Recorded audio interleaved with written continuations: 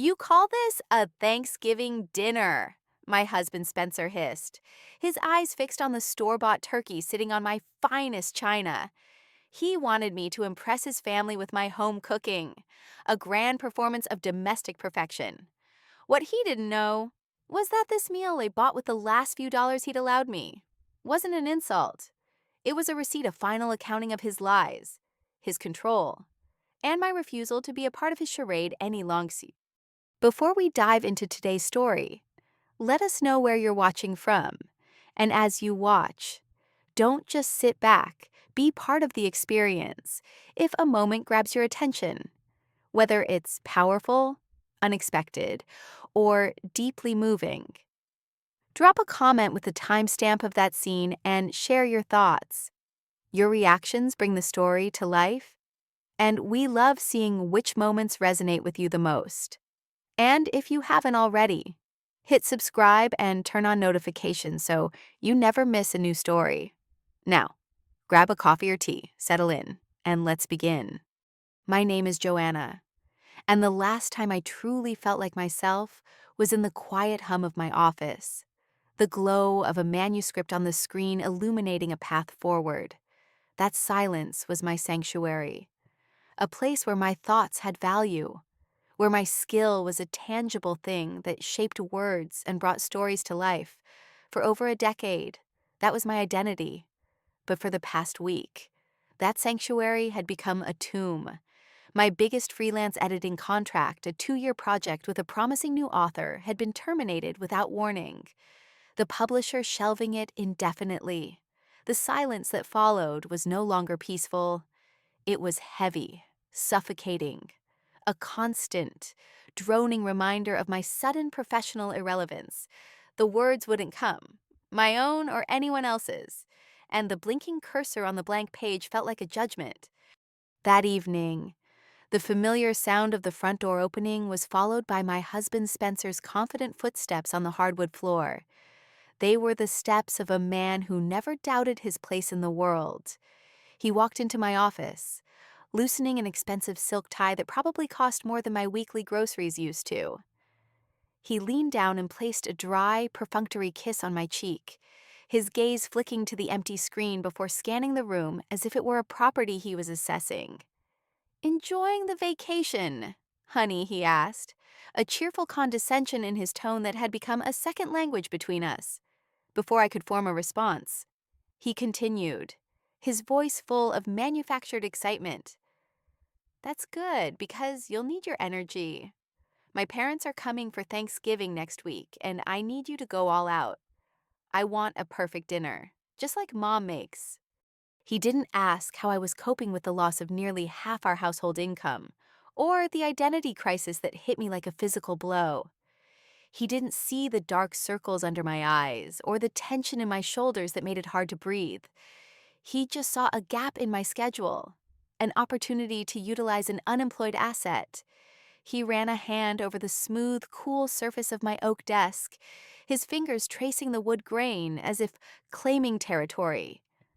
"I want them to see we're doing well," he added, his voice dropping slightly, conspiratorially, "that you're holding things down at home, especially now.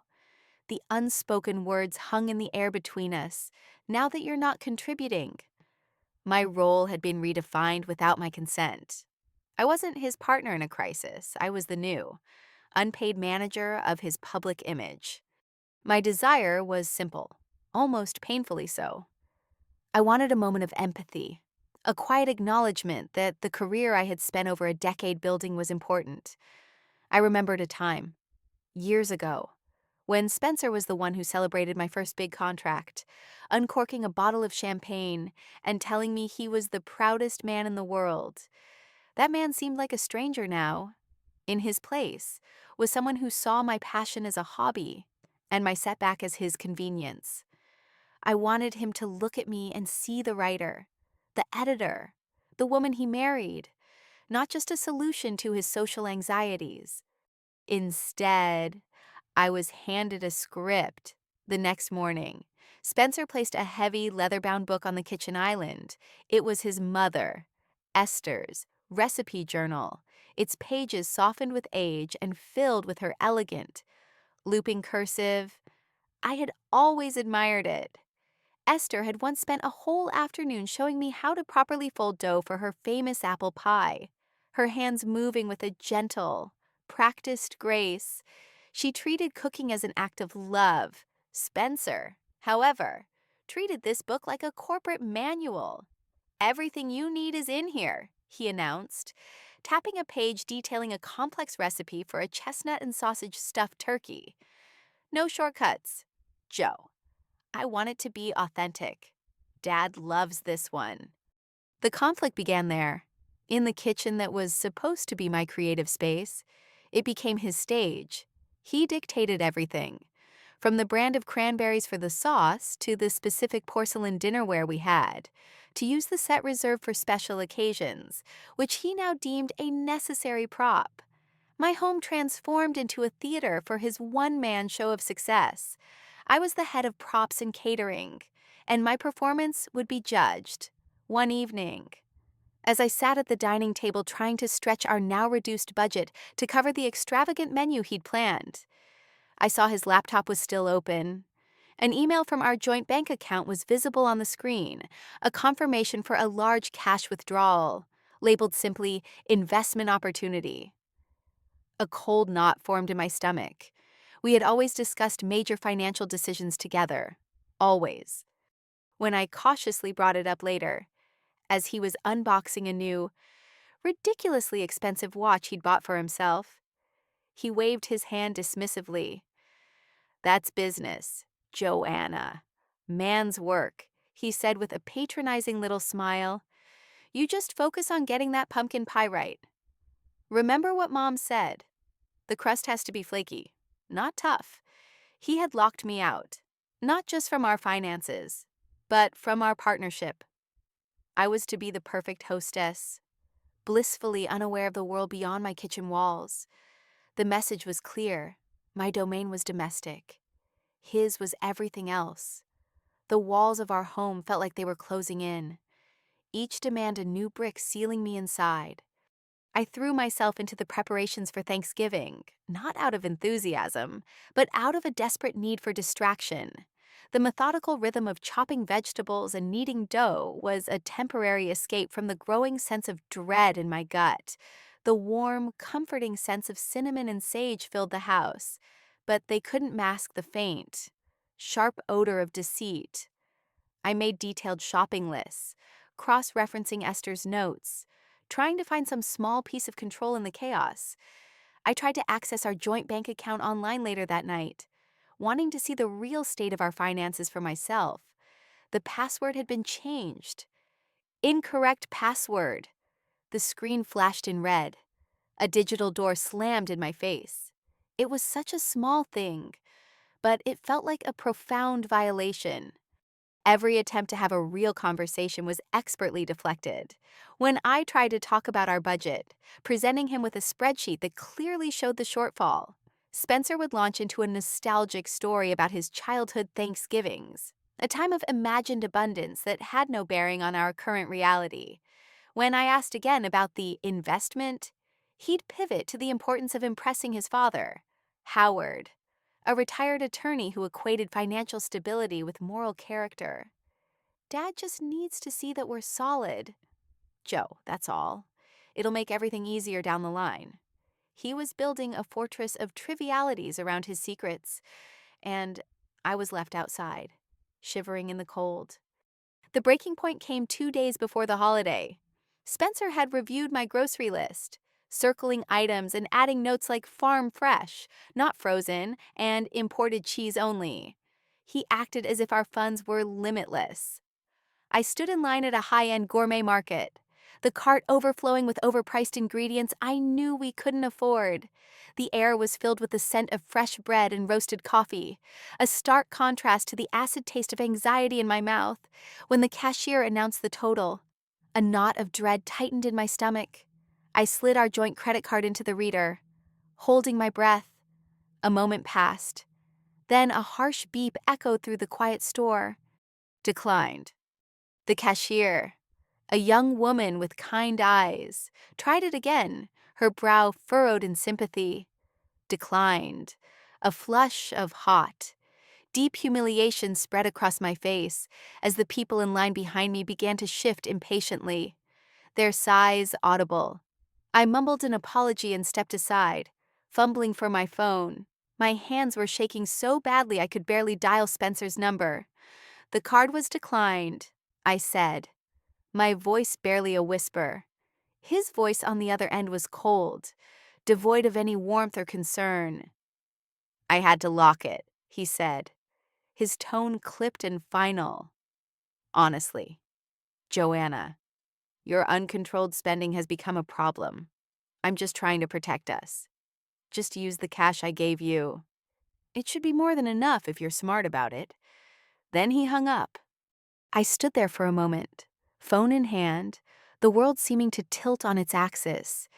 He had called me a reckless spender. Me, the woman who meticulously tracked every penny, who had built a successful career from nothing. It was a calculated cruelty, a way to shift all blame and responsibility onto me. I abandoned the cart full of his ambitions and walked out of the store, my dignity in tatters, the sympathetic gaze of the cashier feeling like a physical weight on my back. I didn't go home right away. I walked to a small park nearby and sat on a cold bench, the crisp autumn air doing nothing to cool the fire of shame burning inside me. For an hour, I just sat there, replaying his words, the casual cruelty of them, the way he had so effortlessly painted me as the problem. This wasn't new. I realized it was just louder now. I thought of all the small ways he'd chipped away at my confidence over the years, questioning my business decisions, making jokes about my little writing hobby at dinner parties, conveniently forgetting to mention my professional achievements to his family. It had been a slow, insidious erosion. And in that moment, sitting on that bench, something inside me shifted. The desperation and hurt began to cool, hardening into a quiet, unshakable resolve. I was done playing my part. I was done trying to be the woman he wanted me to be. If he wanted a show, I would give him one, but it would be on my terms, and I would be writing the script. My next stop was not another gourmet market. I drove to a budget supermarket on the other side of town, the kind of place Spencer would sneer at, with its fluorescent lights and generic brands. I walked through the aisles with a strange sense of liberation. With the limited cash he had given me, the allowance, meant to control me, I made my purchases.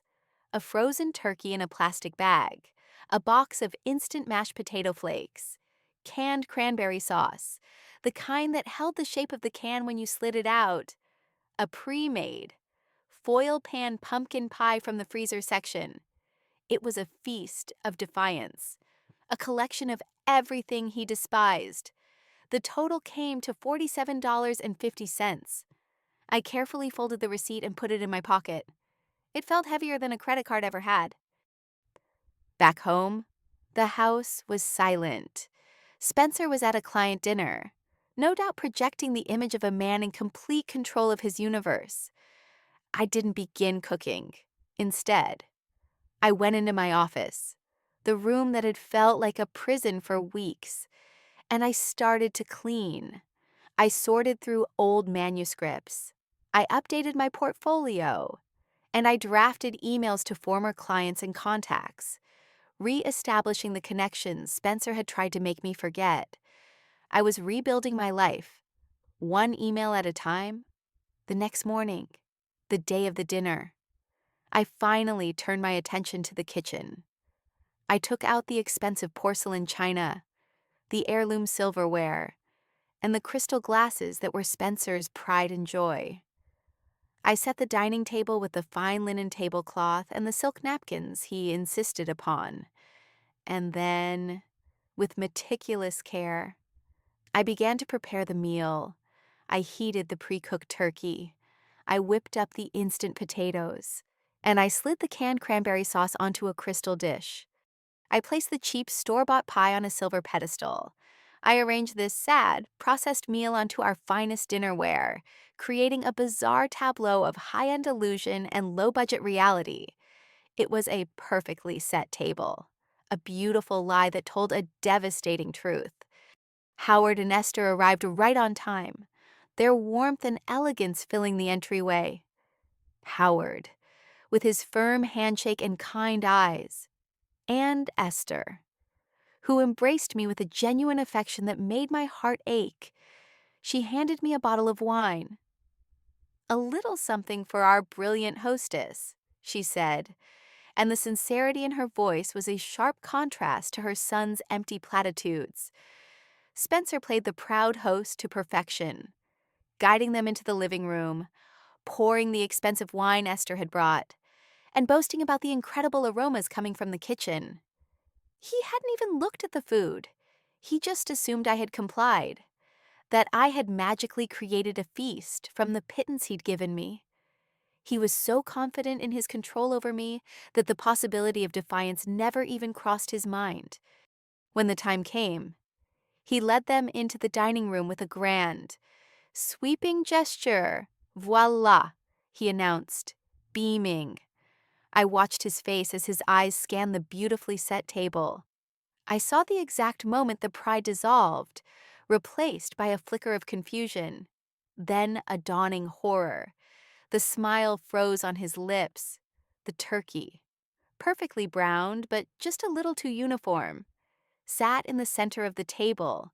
The swirl on the mashed potatoes was too perfect, the cranberry sauce too unnaturally smooth. It was a picture of a Thanksgiving dinner, a cheap imitation masquerading as the real thing.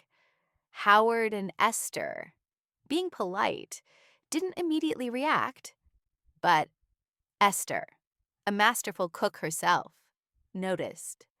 I saw the subtle furrow in her brow. She looked from the food to me, her expression not one of judgment, but of quiet, searching concern.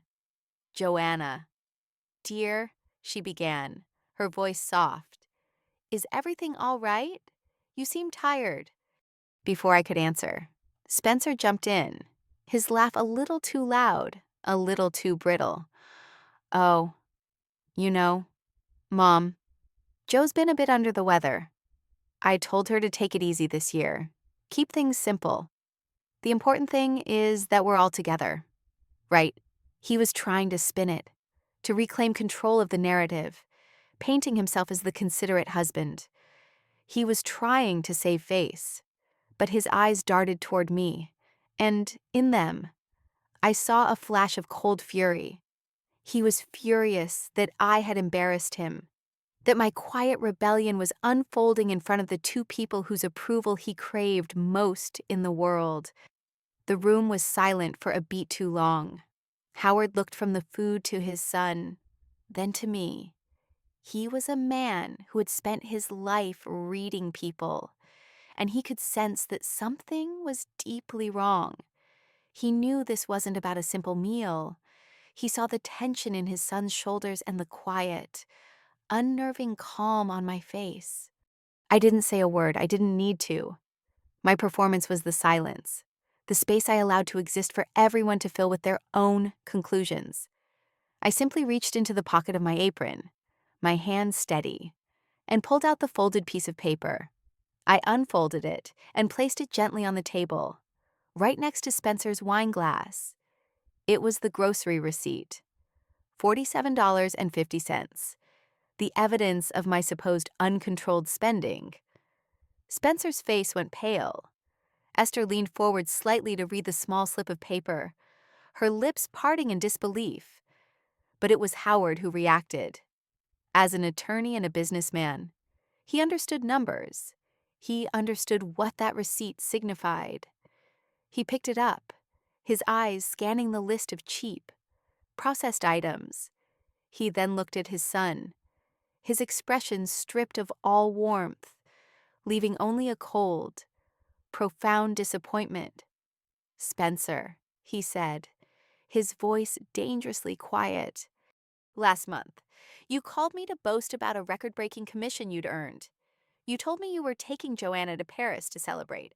So please, explain to me why your wife is being forced to cook a Thanksgiving dinner for her family with less than $50. The dam of Spencer's lies broke under the weight of his father's question. The entire, pathetic truth came spilling out in a torrent of excuses and deflections. The record-breaking commission was a lie. The investments had failed months ago. He was drowning in debt, secretly draining our savings to cover his losses and maintain the illusion of success. The financial control, the locked credit card, the limited cash. It was all a desperate attempt to hide his failure, to keep me from discovering how badly he had mismanaged our lives. He wanted the perfect, home-cooked meal not for his family, but for himself. It was meant to be the final, convincing prop in his stage play of prosperity. He didn't look at me as he confessed. He looked at his father, his voice cracking, seeking an absolution I could no longer give. Howard and Esther didn't yell. Their reaction was quieter and far more devastating. I saw Esther's hand go to her mouth, her eyes filled with a mixture of shame and sorrow for her son's deceit. Howard simply shook his head slowly, a deep, weary sigh escaping his lips. They weren't just disappointed in his financial failure. They were horrified by his moral one. They saw the cruelty he had shown me, the way he had tried to diminish me to inflate his own shattered ego. In that moment, I wasn't just his wife. I was a casualty of his weakness. The charade was over. There was nothing left to pretend. I stood up from the table, my legs feeling surprisingly steady. I didn't clear the plates. I didn't offer coffee or dessert. I turned and walked out of the dining room, leaving the three of them sitting in the ruins of the perfect family dinner. I went into my office, the room where this whole ordeal had begun, and I closed the door. I didn't cry. I felt a strange, hollowed-out calm. For months, I had been living in a fog of self-doubt, allowing Spencer's anxieties and manipulations to define my reality. Now, the fog had lifted. The truth, as ugly as it was liberating. I sat at my desk and took a deep breath, the first truly deep breath I'd taken in weeks. For a fleeting second, a wave of sadness washed over me, not for the man Spencer was now, but for the man I thought he was, the one who had toasted my successes with champagne all those years ago. That man was gone, and I had been mourning him for a long time without even realizing it. The sadness passed, replaced by a quiet certainty. I wasn't a failed wife who couldn't cook a decent meal. I wasn't a reckless spender who couldn't be trusted. I was Joanna, a writer, a partner who had been betrayed, a woman who had finally had enough. After a few minutes, I pulled open the bottom drawer of my filing cabinet. Tucked away at the back, beneath old contracts and tax returns, was a manila folder. I had prepared it a week ago. After the humiliating phone call at the grocery store, it was my own investment, my own contingency plan for a future I was now ready to claim. When I returned to the dining room, I was holding the folder. I placed it on the table in front of Spencer, on top of the crumpled grocery receipt. He looked up at me, his eyes red-rimmed and pleading. He opened his mouth to speak, probably to offer another empty apology, but I held up a hand to stop him. I looked at Howard and Esther, my voice clear and even. "I'm sorry your Thanksgiving was ruined." Esther reached across the table and briefly touched my hand. "No, my dear," she said softly. "It wasn't. It was just honest." Then I turned my attention back to my husband. "You wanted me to impress your family with my home cooking, Spencer," I said, my voice holding no anger, only a final, resolute clarity. "But I think this meal is the most impressive thing I could have served. It has the taste of truth. And this," I said, tapping the folder, "is dessert." I pushed it toward him. Inside were the signed divorce papers. You wanted me to be a wife who holds things down at home. I continued. And I will. Just not this home. And not for you. I didn't wait for a reaction. I turned and walked out of the room, out of the house, and into the cool, clean air of the November night, leaving behind a perfectly set table of lies and the one undeniable truth I had finally served. The streetlights cast a soft glow on the pavement ahead, and for the first time in a very long time, the path forward felt entirely my own. Sometimes, the heaviest roles we are asked to play are within our own homes.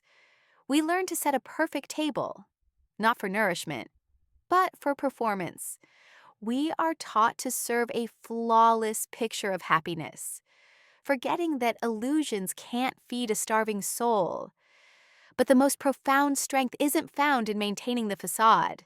It's found in the quiet, courageous moment you decide to serve the truth, no matter how simple or unadorned it may be. True freedom isn't about winning an argument. It's about having the clarity to walk away from any table where respect for who you truly are is no longer being served. It's the realization that you are, and have always been, worthy of a feast of your own making. This story is a powerful reminder of inner strength and the courage it takes to reclaim one's own narrative. What moment in this journey resonated with you the most? We'd love to read your thoughts and experiences in the comments below. Your voice is what makes this community so special. If you found meaning in this story, please consider subscribing to our channel and turning on notifications. You'll be the first to know when we share a new tale of resilience and truth. Thank you for watching and for being a part of our story.